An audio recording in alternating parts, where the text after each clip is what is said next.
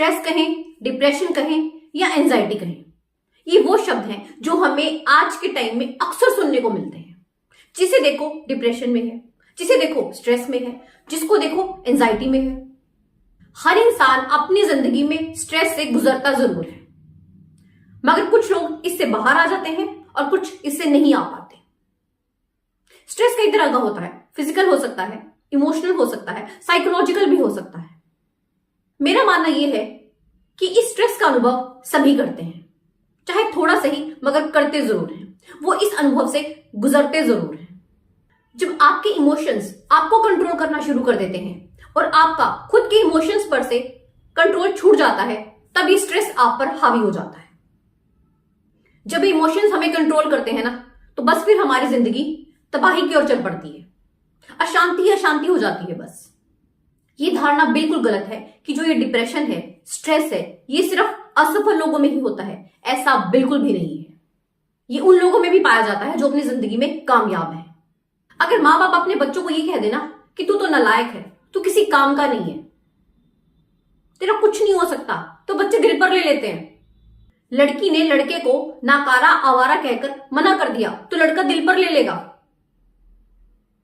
लड़के ने फोन उठाना बंद कर दिया तो लड़की दिल पर ले लेगी। डिप्रेशन में चले जाते हैं, मानो उनके लिए सारी दुनिया ही खत्म हो गई। देवदास बन जाते हैं। फिर किसी एग्जाम को अगर क्रैक नहीं कर पाते हैं तब भी डिप्रेशन में चले जाते हैं। ये भी एक बहुत बड़ी वजह है डिप्रेशन में जाने की। बार बार इंटरव्यू में अगर आपको रिजेक्शन मिलता है तो भी डिप्रेशन में चले जाते हैं। पति को लगता है कि पत्नी मुझे इग्नोर कर रही है, वो डिप्रेशन में चला जाता है। अगर पत्नी को लगता है कि पति मुझे इग्नोर कर रहा है, मुझे इंपॉर्टेंस नहीं दे रहा, वो डिप्रेशन में चली जाती है। एक इंसान जब डिप्रेशन में जाता है ना, तो वो फिर खुद को दूसरों से कंपेयर करता है। उसे लगता है कि सबसे ज्यादा दुखी बस वही है, सभी बुराइयां उसी के अंदर है। वो खुद ही को ना हर चीज में फॉल्टी मानता है। उसे लगता है कि उसके कंपैरिजन में सभी अच्छी लाइफ स्पेंड कर रहे हैं, और ये सोच सोच कर ना वो इस डिप्रेशन के गहरे कुएं में और गिरते चले जाते हैं। ये लाइफ की सच्चाई है कि जो हम चाहते हैं ना, वो हमें कभी नहीं मिलता, और हमें मिलता वही है जो हमने कभी सोचा ही नहीं होता। मान लीजिए अगर आप कहीं चलते चलते गिर जाते हैं तो आप क्या करते हो? गिरे रहते हो क्या? आप उठते हो ना, उठकर अपने कपड़ों को झाड़ते हो, फिर से चल पड़ते हो। ठीक ऐसे ही तो है। अगर लाइफ में आपको कहीं पर किसी ने ना कह दिया, कोई आपको इग्नोर कर रहा है, तो क्या हुआ? साइड मार के आगे चलो। क्यों खो जाते हो डिप्रेशन में? क्यों खुद को धकेल देते हो इस गहरे कुएं में? क्यों अपने इमोशंस को आप कंट्रोल में नहीं रख पाते हो? क्यों रात को सोते समय भी आपको नींद की गोली खानी पड़ती है? क्यों अपनी जिंदगी को तबाह कर डालते हो? डिप्रेशन की इस गहरी खाई से आपको खुद को ही बाहर निकालना होगा।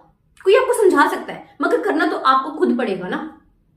एक्चुअली हमारी फितरत है, जब हम लोग किसी चीज को पा लेते हैं ना, किसी चीज की हमारी चाहत होती है, वो हमें मिल जाती है, तो बस फिर उसकी अहमियत खत्म हो जाती है हमारी नजरों में।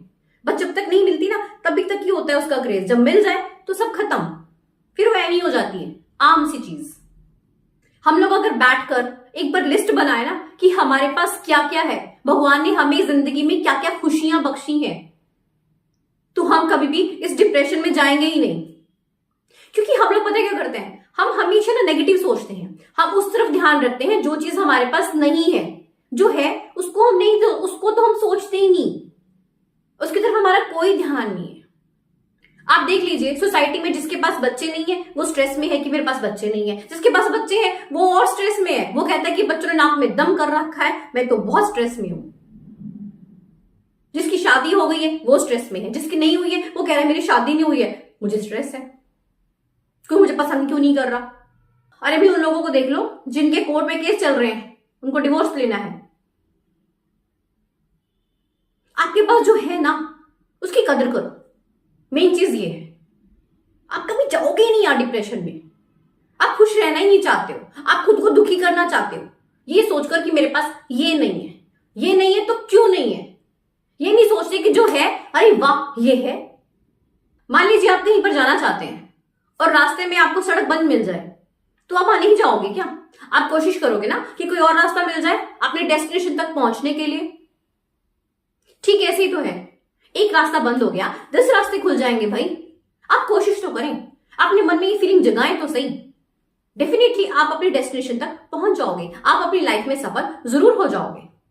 ये जो लोग डिप्रेशन में जा रहे होते हैं ना, कई बार तो घर वालों को पता ही नहीं चल पाता कि उनका फैमिली को कोई मेंबर, उनका कोई अजीज इस प्रॉब्लम को फेस कर रहा है। आइए जानते हैं इनके मेन लक्षण क्या रहते हैं, मेन सिम्टम्स क्या रहते हैं।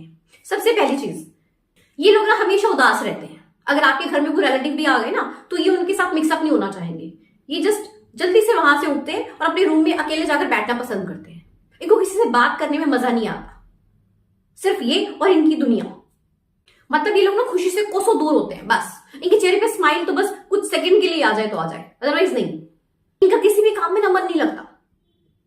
जिस काम को ये पहले बहुत लगन के साथ करते थे ना, अब उस काम की तरफ ये देखते भी नहीं है। बिल्कुल इनको हर चीज बोरिंग लगती है, किसी चीज में इंटरेस्ट नहीं रह जाता है इनका। ये लोग ना हमेशा नेगेटिव सोचते हैं, सामने वाले को लेकर भी और खुद को लेकर भी बिल्कुल नेगेटिव हो जाते हैं। इनके अंदर पॉजिटिविटी नाम की तो कुछ चीज रहती ही नहीं है, और इसी नेगेटिविटी की वजह से ये ओवर थिंकिंग करते हैं।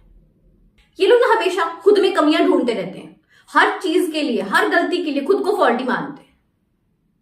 इन्हें लगता है कि शायद मैंने ही कुछ गलत किया है।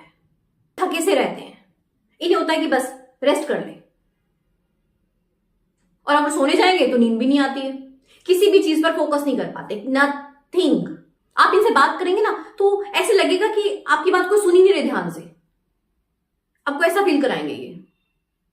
चाहे चीजें हो, किसी का नाम हो, कुछ भी हो, ये अक्सर भूलना शुरू कर देते हैं। ये भी एक बड़ी प्रॉब्लम होती है इनके साथ। सोने जब भी जाएंगे नींद तो इनको आती नहीं है। क्या होता है? Over thinking.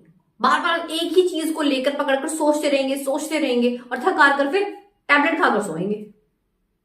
इन लोगों के अंदर ना सुसाइड करने की टेंडेंसी भी हो सकती है।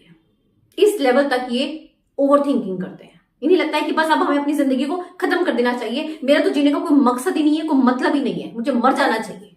इस लेवल तक ये लोग सोचना शुरू कर देते हैं। तो अगर आपके घर में आपको कोई प्यारा, कोई अजीज, आपको लगता है कि ये सिम्टम्स उसमें दिख रहे हैं, तो प्लीज उसको सपोर्ट करें, उससे इस दलदल से बाहर निकलने में हेल्प करें। इन लोगों को अगर मोटिवेट कर देना, थोड़ा सा इनके अंदर जोश भर दें, तो ये बिल्कुल बदल सकते हैं। क्योंकि है तो सोच सिर्फ माइंड की ना। कोई जब आपको इग्नोर कर रहा, आपकी परवाह नहीं कर रहा, तो आपको क्या पड़ी है दूसरे के पीछे अपनी जिंदगी को तबाह करने की? भाई एक नहीं मिला 10 मिल जाएंगे, 100 मिल जाएंगे। खुद को उस काबिल बना लो, लाइन लग जाएगी। खुद को इस लायक बनाओ कि दुनिया आपको फोन करे काम करवाने के लिए। आप इस बात के लिए अफसोस ना करो कि आपका फोन कोई नहीं उठा रहा। कुछ ऐसा काम करो जिससे कि आपके माँ बाप को आप पर नाज हो, इस सोसाइटी को आप पर नाज हो, इस देश को आप पर नाज हो, और आपको खुद पर नाज हो। वीडियो अच्छी लगी हो तो चैनल को सब्सक्राइब जरूर कीजिएगा। मिलते हैं ऐसी एक नई मोटिवेशन वीडियो के साथ। धन्यवाद।